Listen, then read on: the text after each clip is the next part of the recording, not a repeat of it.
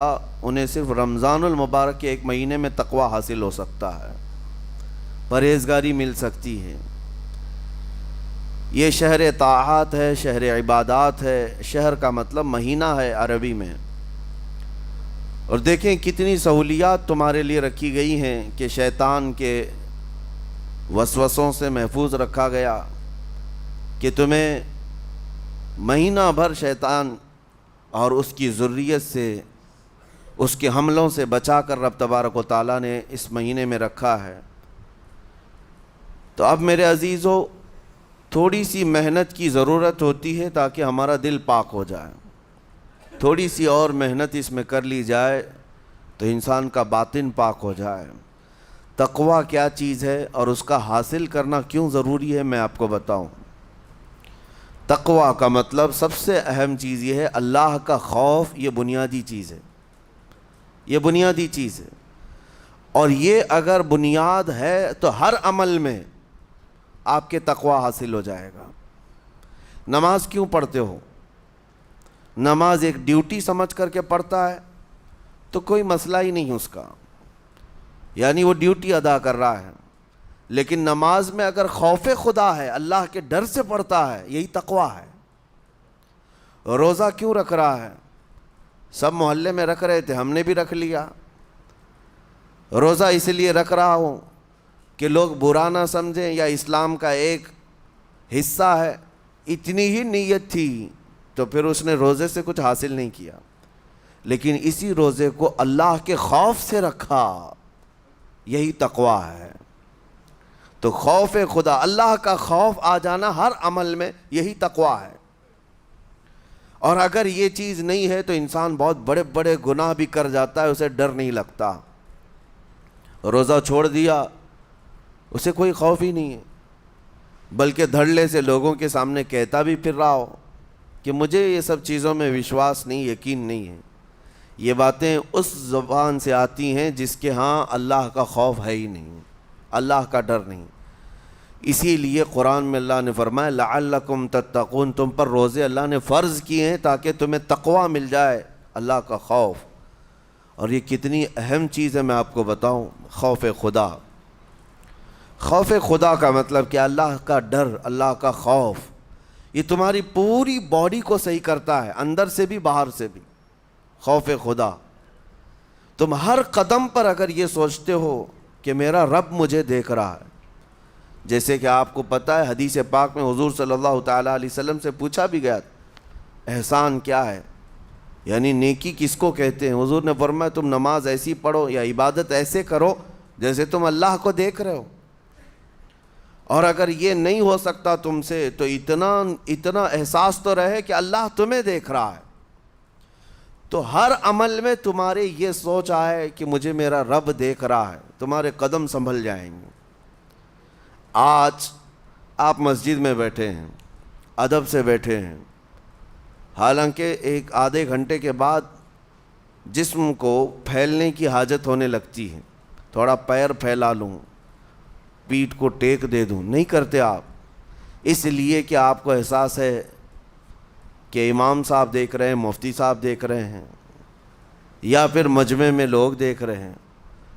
تو یہاں پر ہمارے دیکھنے کے احساس سے آپ کے پیر نہیں پھیلتے ہیں، آپ پھیل کے نہیں بیٹھتے۔ تو ہم میاں نہ سزا دینے والے نہ جزا دینے والے ہیں۔ یہی احساس اگر اللہ کے دیکھنے کا ہو جائے کہ میرا رب مجھے دیکھ رہا ہے، تو پھر آپ کو کسی نگرانی کی ضرورت نہیں، کہیں کسی سی سی ٹی وی کی ضرورت نہیں۔ اللہ کا خوف اگر بندے کے دل میں آ جائے، وہ ہر لمحے، ہر گھڑی، ہر علاقے میں محفوظ رہتا ہے، اپنے آپ کو محفوظ رکھتا ہے۔ میرے عزیزو، 4 سال کی عمر ہے امام اہل سنت فاضل بریلوی رحمۃ اللہ علیہ، امام محمد رضا خان رحمۃ اللہ علیہ، 4 سال کی عمر میں روزہ رکھ لیا۔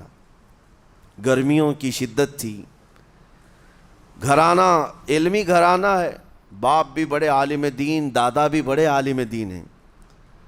4 سال کی عمر میں روزہ تو رکھ لیا، اور جب تھوڑی دوپہر ڈھل گئی، اچھوں کی حالت دھوپ کے دنوں میں خراب ہونے لگتی ہے، تو شام ہونے کو قریب تھی کہ ایک کمرے کے اندر دادا محترم نے پوتے کو بند کر دیا اور کچھ پھل فروٹ ساری چیزیں اندر رکھ کر کے دروازہ باہر سے بند کر لیا.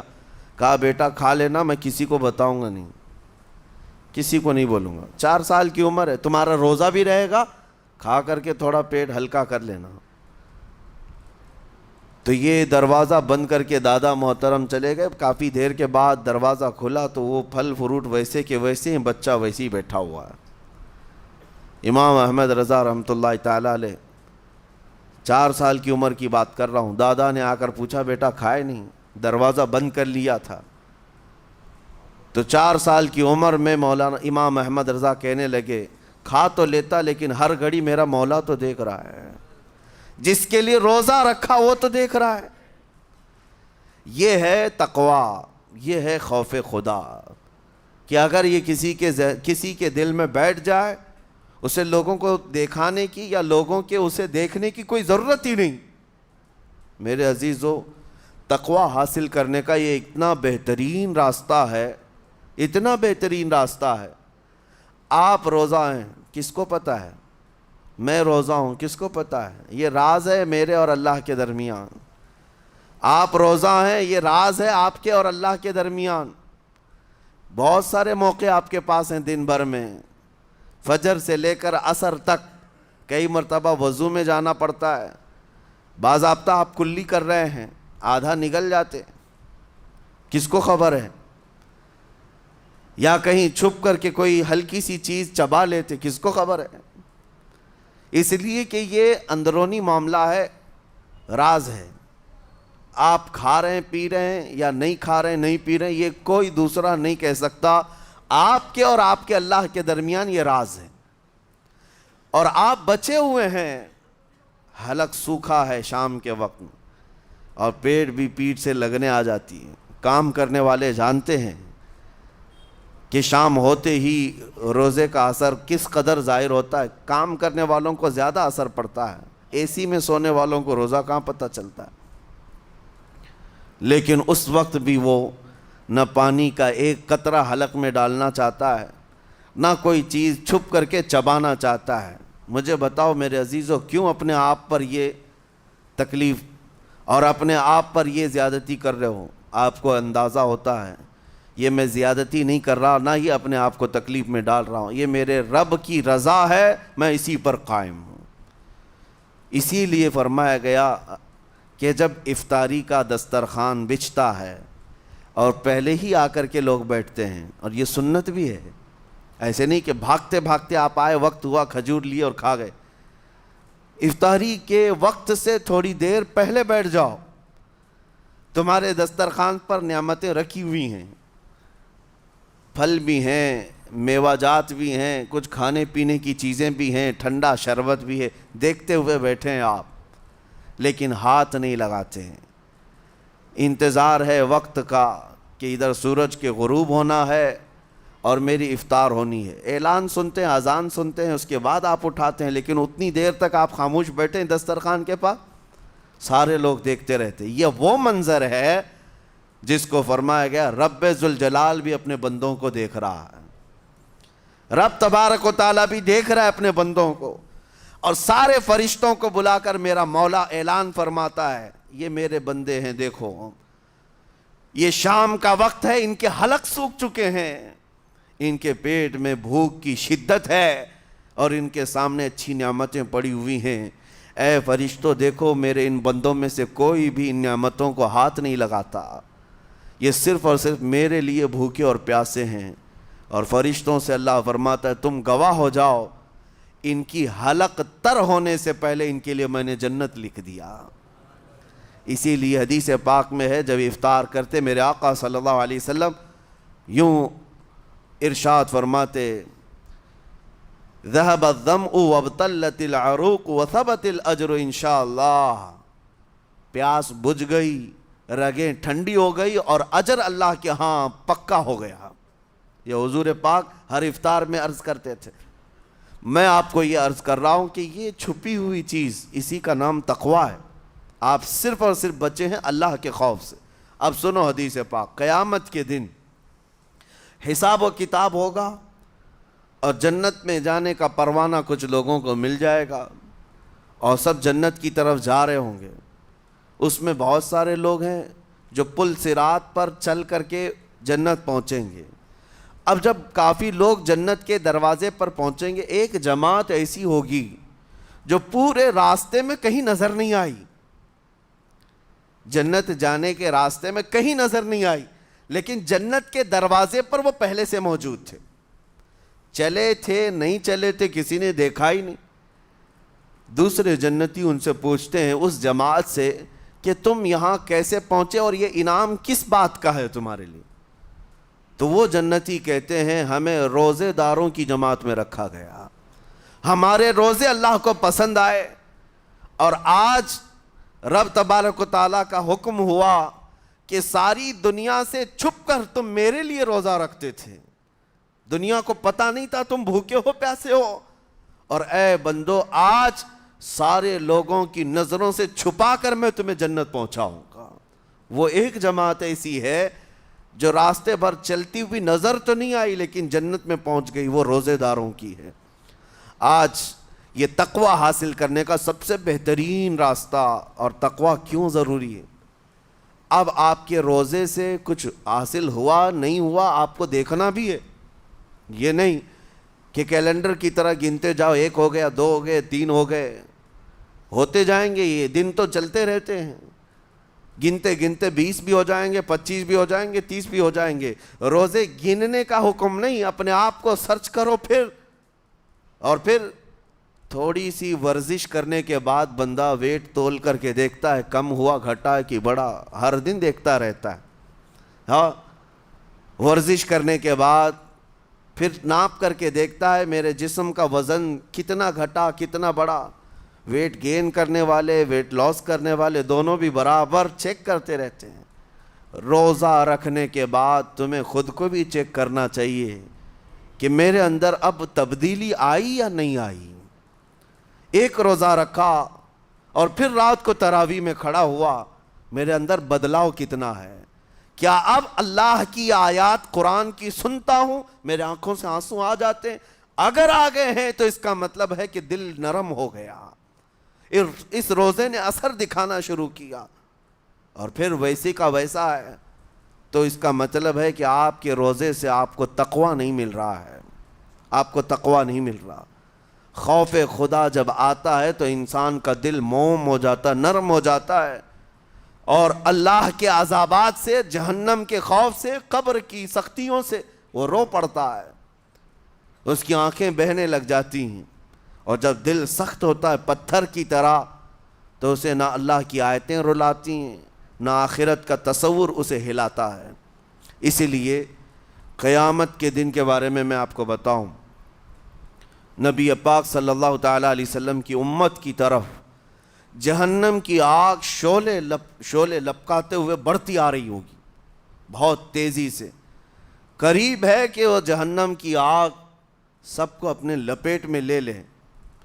وہاں کھڑے ہوئے بہت سارے لوگ اپنے اپنے اعمال کا صدقہ پیش کرنے لگے، حاجی اپنے حج پیش کر رہے ہیں، نمازی اپنے نماز، روزے دار اپنے روزے، کہ اے جہنم ہماری یہ نیکیوں کا صدقہ رک جا۔ جہنم کی آگ بڑھتی چلی آئی، بڑھ رہی تھی۔ جبرائیل امین علیہ الصلاۃ والتسلیم حاضر ہوتے ہیں بارگاہ مصطفیٰ صلی اللہ علیہ وسلم میں، ایک پانی کا پیالہ انہوں نے پیش کیا اور کہا یا رسول اللہ صلی اللہ علیہ وسلم یہ پانی آپ اس آگ پر چھڑک دیں۔ نبی پاک صلی اللہ تعالیٰ علیہ وسلم نے وہ پانی اس آگ کی طرف پھینکا تو آگ دور چلی گئی، جو جہنم کی آگ اچانک بجھ گئی، کافی دور چلی گئی جو امت کی طرف لپک رہی تھی۔ رسول رحمت صلی اللہ تعالیٰ علیہ وسلم نے پوچھا جبرائیل سے یہ اتنا اثردار پانی ہے کون سا؟ یہ جبرائیل امین عرض کرتے ہیں یا رسول اللہ یہ آپ کے ان امتیوں کے آنسوؤں کا پانی ہے جو رات کھڑے ہو کر اپنے رب کے خوف سے رویا کرتے تھے، وہ اللہ کے خوف سے تھر تھراتے تھے، ڈر کر کے ان کے آنکھوں سے جو آنسو آتے۔ جبرائیل امین کہتے ہیں میں نے وہ آنسو جمع کر رکھے تھے اور وہ آج میں نے آپ کے سامنے پیش کیا۔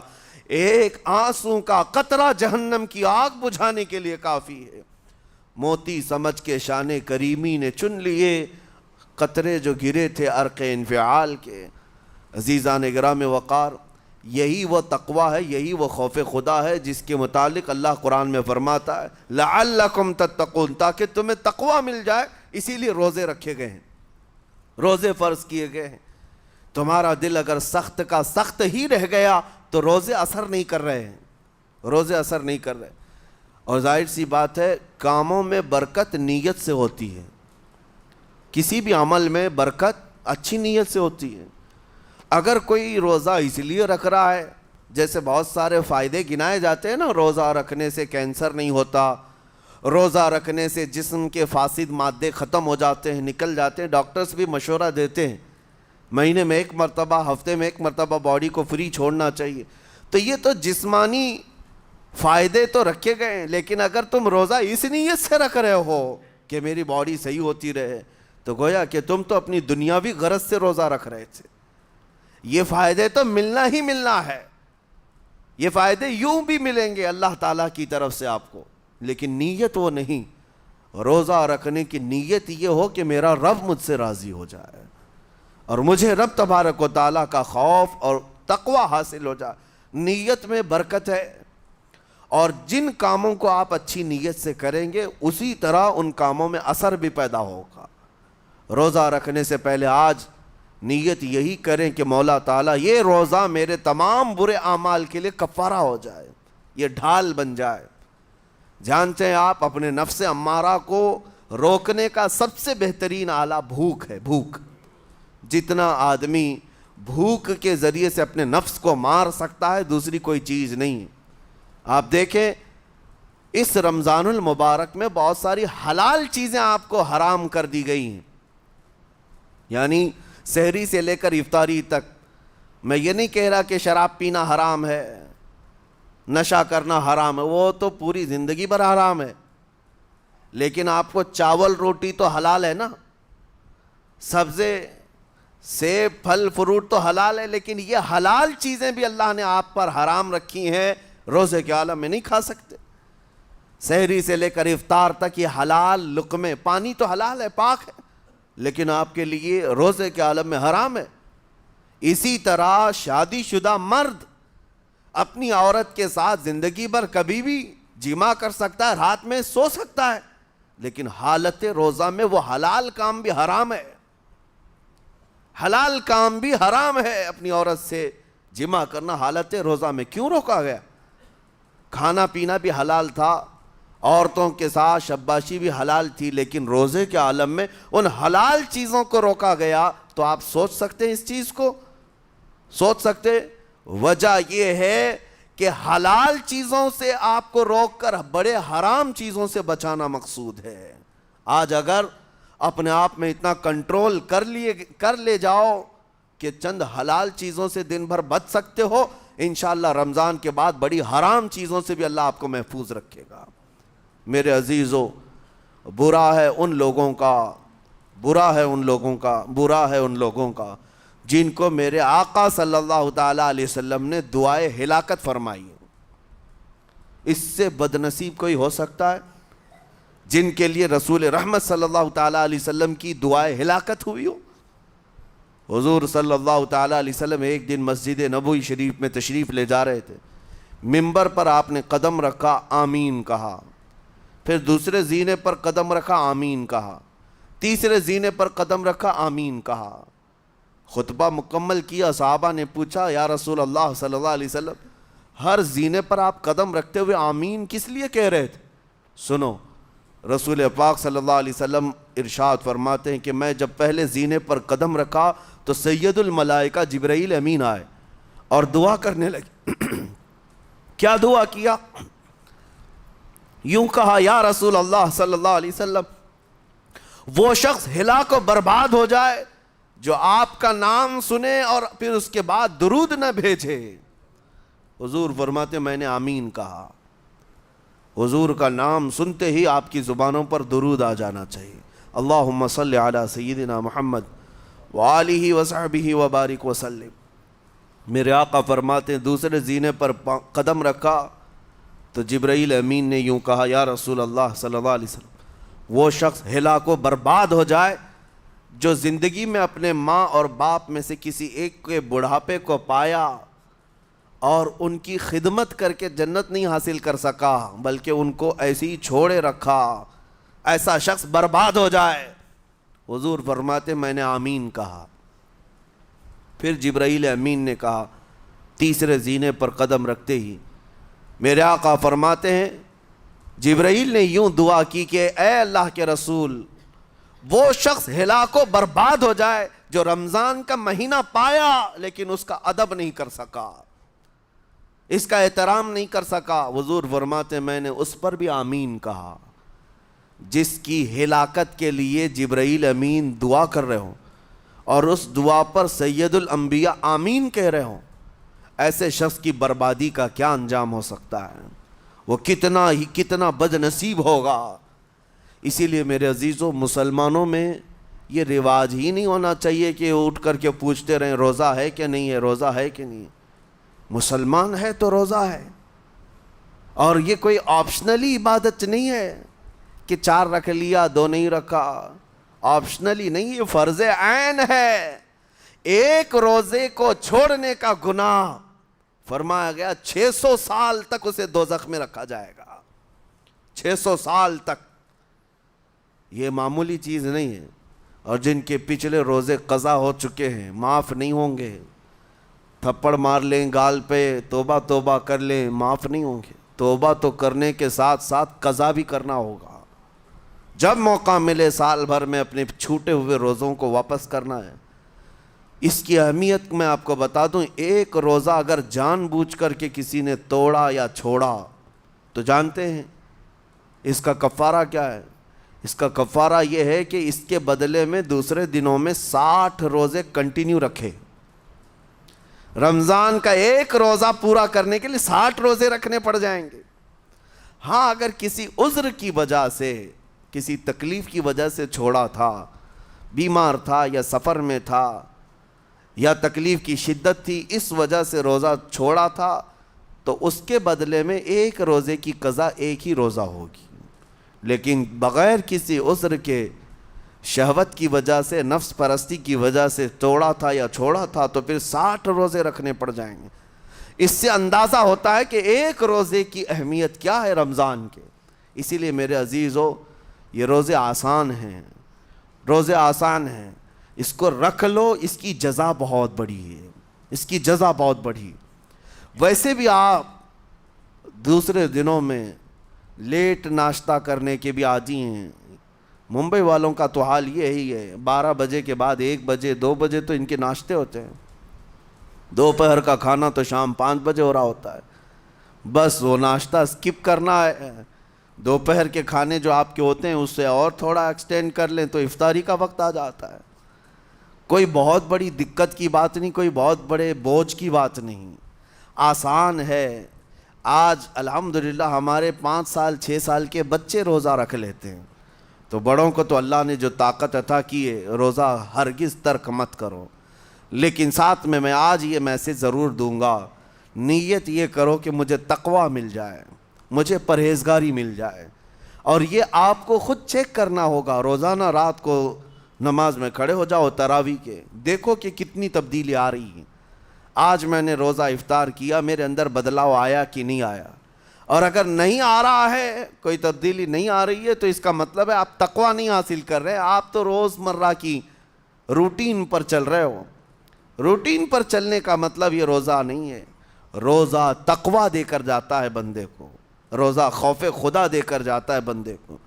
اسی لیے میرے عزیزو آج دیکھیں آپ بہت ساری برائیوں سے رمضان میں بچ جاتے ہیں، تھوڑی اور محنت کی ضرورت ہے۔ ہم نے دیکھا ہے بہت سارے گھروں میں، باقی عیاش گھروں کی مجھے کوئی وہ نہیں ہے، ان سے کوئی لینا دینا نہیں، لیکن نارمل مسلمانوں کے گھروں میں بھی ہوتا یہ ہے، عورتیں بچوں کو تلقین کرنا شروع کر دیتی ہیں، گانے بند کرو، ٹی وی بند رکھو، بہت ساری چیزیں بند رکھو کہ رمضان آیا ہوا ہے۔ اور رمضان میں اگر ٹی وی لگا بھی لیا تو کچھ اسلامک چیزیں دیکھنے لگ گئے، ماحول تم نے خود ہی بدلا ہے اپنے گھر میں، کچھ چیزوں کو آپ نے بدلا ہے اور کچھ چیزوں کا ادب آپ نے کرنا شروع کیا ہے، اسی کو اور تھوڑی سی محنت کے ساتھ بڑھا لیا جائے، قسم رب ذوالجلال کی ہر برائی رمضان میں ہی آپ سے ختم ہو جائے گی۔ جس کی کوئی چیز چھوڑنے پر نہیں چھوٹتی ہے وہ رمضان میں کر کے دیکھ لے، اللہ کی بارگاہ میں یاد کرے کہ مولا دن بھر میں تیری رضا کے لیے بچ رہا ہوں، مجھے میری باقی زندگی میں ان گناہوں سے بچا لے۔ وہ رحمان ہے، جب وہ تمہیں اس کے بدلے میں جنت دیتا ہے تو یہاں برائیاں کیوں نہیں چھڑواتا؟ یقیناً وہ برائیوں کو تم سے دور کرے گا۔ قرآن کا فرمان عالی شان لعلکم تتقون، اسی پر میں نے آپ کے سامنے بات رکھی ہے۔ روزے اس لیے فرض کیے گئے ہیں تاکہ تمہیں تقوی مل جائے، پرہیزگاری مل جائے۔ بعض لوگوں کو دیکھا گیا ہے رمضان المبارکہ میں بھی وہ اپنی بری حرکات سے باز نہیں آئے، ان کی روٹین ویسی ہی جاری رہی، نعوذ باللہ نظروں کی خطائیں بھی باقی رہیں۔ اور سب سے بری چیز یہ ہے کہ رمضان میں شیطان کی نیابت اگر کوئی کر رہا ہوتا ہے تو تمہارا یہ موبائل فون ہے۔ اکثر لوگ یہ سمجھتے ہیں کہ اس موبائل فون کو ہم استعمال کرتے ہیں تاکہ ٹائم پاس ہو جائے، روزہ کا وقت قریب آ جائے۔ اس ٹائم پاس کے چکر میں تم کیا کیا دیکھتے رہ جاتے ہو اور کہاں تک یہ چیزیں پہنچاتی ہیں تمہیں اندازہ بھی نہیں ہوتا، احساس بھی نہیں ہوتا، تو تمہاری رہی صحیح عبادت کو بھی یہ ہضم کر جاتا ہے، کھا جاتا ہے۔ اس کے استعمال پر اگر کنٹرول ہے تو خوب استعمال کرو، لیکن کنٹرول نہیں ہے تو اے نوجوانوں اس کا بھی روزہ رکھو، اس انٹرنیٹ کی بلاؤں سے محفوظ ہو جاؤ۔ اس لیے کہ بہتوں کو میں نے دیکھا ہے ان کے دن بھر اور رات بھر رمضان میں سوشل نیٹ ورکس پر مصروفیت ویسی کی ویسی ہے جیسے دوسرے دنوں میں تھی۔ وہ رات بھر چیٹنگ میں بھی مصروف ہیں، ایک دوسرے کو ادھر ادھر بھیجنے میں بھی مصروف ہیں، ساری چیزیں جوں کی توں چل رہی ہیں۔ تو تمہارے موبائل نے تمہیں تقوی سے بہت دور رکھا ہے، تمہیں رب تعالیٰ کے قریب ہونے نہیں دیتا۔ اپنے آپ کو بدل لو۔ ظاہر سی بات ہے یہ سخت چیز ہے، اگر کوشش کرو گے تو بچ جاؤ گے، اور تقوی اتنی آسانی سے تو نہیں ملتا۔ اپنے آپ کو سٹرگل کرو، انشاءاللہ العزیز دل پاک ہو جائے گا، پھر آپ کو اپنی زندگی کے اندر جو اجالے نظر آئیں گے وہ خود آپ محسوس کریں گے، آپ محسوس کریں گے۔ گناہوں کے اندھیروں نے دل پر ایسی کالک رکھی ہے کہ آپ کو کچھ بھی یہاں پر سمجھ میں نہیں آتا، ورنہ نمازوں کا لطف ایسا ہے، قرآن کا مزہ ایسا ہے، جسے یہ لگ جائے دنیا کی کوئی نعمت اس کے سامنے ہیچ نظر آتی ہے، کوئی چیز اسے اچھی نہیں لگتی، لیکن کب؟ جب اسے تقوی کا اجالا حاصل ہو جائے۔ میرے عزیزو، اللہ کریم کی بارگاہ میں دعا گو ہوں، مولا قدیر و جبار ہم سب کو تقوی و پرہیزگاری عطا فرمائے، اور ہم سب کے روزوں سے اللہ تعالی ہمیں پرہیزگاری عطا فرمائے۔ ان روزوں کے انوار اور برکات اور رمضان کے احترام کی ہمیں توفیق عطا فرمائے۔ مولا کریم تیری خشیت سے اور تیرے خوف سے آنکھیں جو بھیگتی ہیں ان آنکھوں میں ہمارا شمار فرما دے، تیرے یاد میں رونے والے بندوں میں ہم سب کو شامل فرما۔ وصلی اللہ تعالی علی خیر خلقی محمد وآلہ واصحابہ اجمعین، وآخر دعوانا ان الحمد للہ رب العالمین۔ السلام علیکم۔